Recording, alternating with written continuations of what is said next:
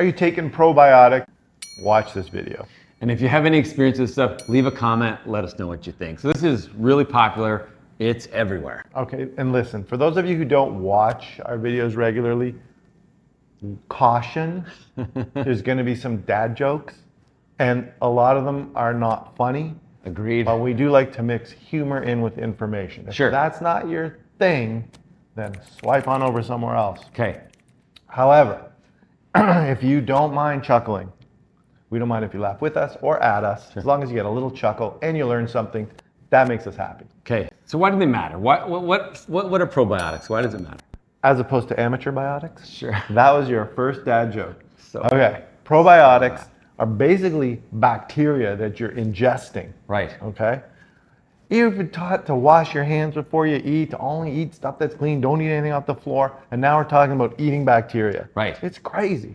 Right, and so actually back in 2008, the NIH started something called the Gut Microbiome Project. It was built off of some of the technology used to make the human genome and map that. And they're using it to map essentially all of the microorganisms that live in our gut microbiome. And just so that everybody knows, we have multiple microbiomes in our body. Any surface of our body that is exposed to the outer environment has a microbiome. So your skin does, your nose, your mouth, your esophagus, your stomach, all the way down. And it changes as it goes along for a host of reasons. The type of energy that it's exposed to, the pH, the other environments that are there. So different bacteria live in different areas and thrive in certain ways. We live symbiotic. Yes. With these bacteria. You could even argue that they're really just using us as like a petri dish to grow themselves. We're using them because we need them to digest food. 100%. And there are trillions of them.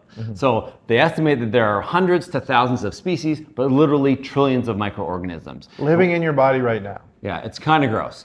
But it's true. Yes. And what we've learned over the last kind of 15 to 20 years is that this plays a key role in so many aspects of our health.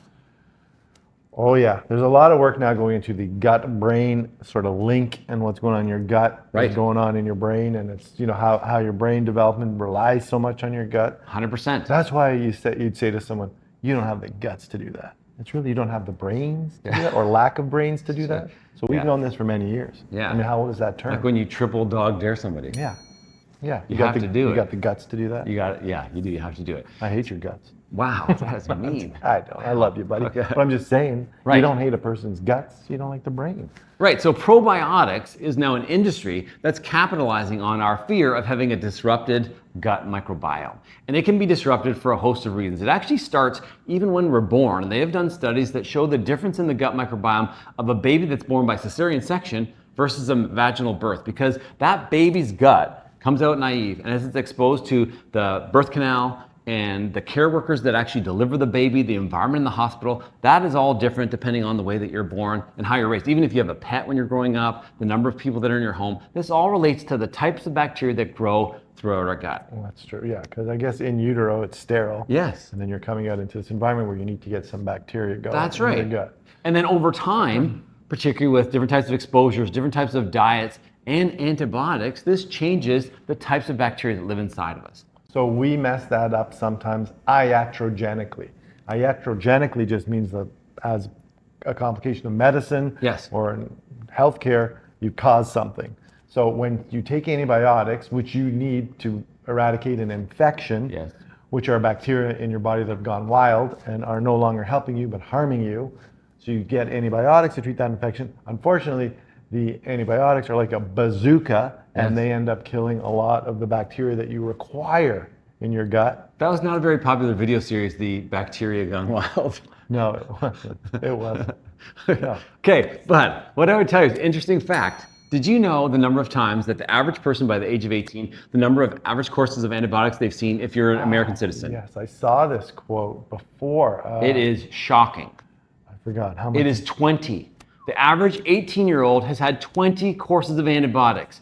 And this is because we're exposed to different diseases, but also because we just don't want to be sick. We often treat viruses with antibiotics. Antibiotics do not kill viruses. Right, they kill bacteria. So we're worried about our kid that has a runny nose or a sore ear or a sore throat. So this has led to very real problems. So We'll get an infectious disease specialist to come on the show and talk about the overprescription of antibiotics in society. Okay, so what probiotics are as an industry, where they make bacteria to be consumed in either a liquid, in a capsule, potentially in a powder, to try to repopulate the field of bacteria that lives throughout your colon. Okay, so after having sort of skimmed through the literature, what's your take? Should the average person be taking a probiotic supplement? Okay, so my short answer is definitely no. What I would tell you, we've talked about this before with supplements, this is not FDA regulated.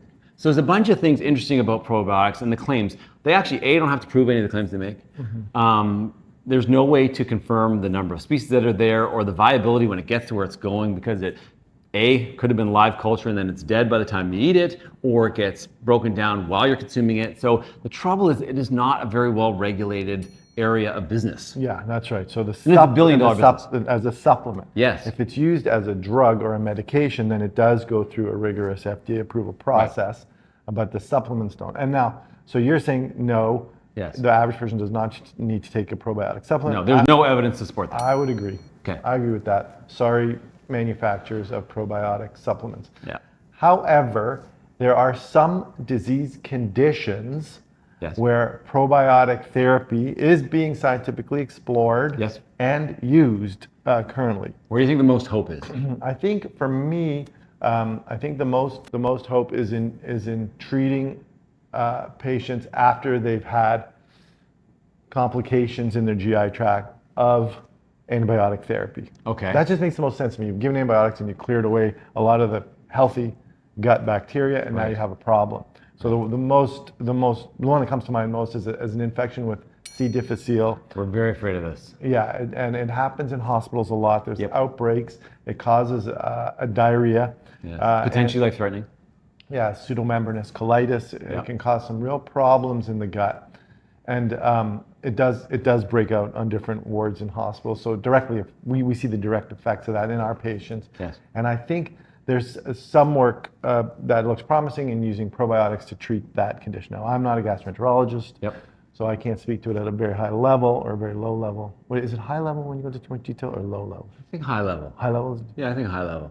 I can speak to it at a low level? Yeah, you can speak to it at a low level. Very low level. But yeah, there is a lot of research going on. So that's, you asked me where I think there's hope. I think there's hope in that sort of field. Well, and interestingly, one of the treatments for end-stage C. diff that's intractable is actually something called a fecal transplant, where literally you're taking bacteria from someone else's stool and putting it into someone else to repopulate their colon. That's how serious this thing can be. And that's essentially what probiotics are trying to do, just by something that you consume orally. So here's a good way that the brain is linked to the gut, because you just heard what he just said, and now you feel like throwing up.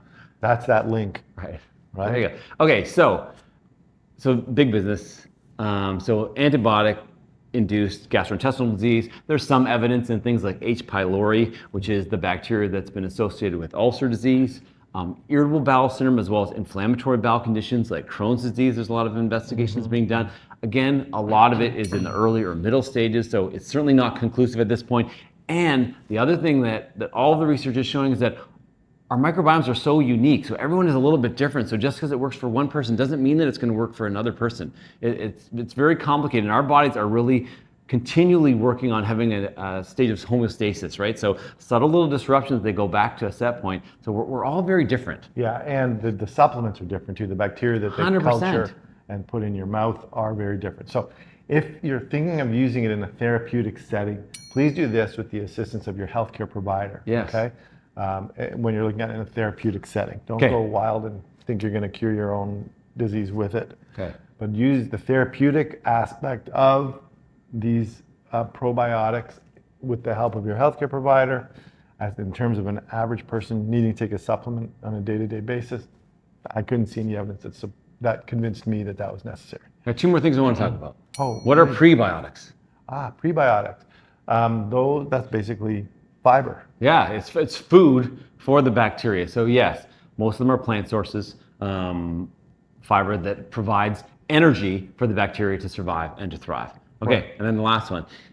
So say you don't want to take probiotics, but you're like, I want to have a healthy gut though. Man, you want to get into the foods? Are there any foods that are natural sources of probiotics? Yeah, I think we have a list of about 10 of them. Yes. And spoiler alert, I think I eat almost 0 of these on a regular basis. I eat those. of these. So what studies have shown is that these foods have a lower number of bacteria, but a broader diversity of bacteria. These are fermented foods, and the fermentation process is a naturally occurring process that allows bacteria to flourish and to survive in these foods, and then they can help populate your gut. Number one, yogurt. Okay, so yogurt that's fermented milk. I don't like yogurt. I don't eat it. You don't like yogurt? No. Okay, I don't eat dairy, but you still can get yogurt non-dairy. So cottage cheese is a milk product where lactobacillus or types of bacteria have been added to this to create the fermentation process.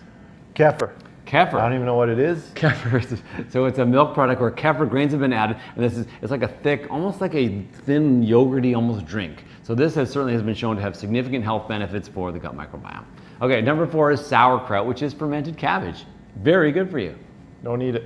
Yeah. Kombucha. Fun to say. So, don't know if it's fun to eat. So kombucha is how some people say it, and it's fermented. Kombucha. Yeah. Come back at you. Kombucha. Yeah, kombucha. It's fermented tea. Same kind of thing. Okay, number 6 is miso. I like miso soup. You do? Yeah. Okay, so that is fermented soy. So soybeans in a salty, watery type base.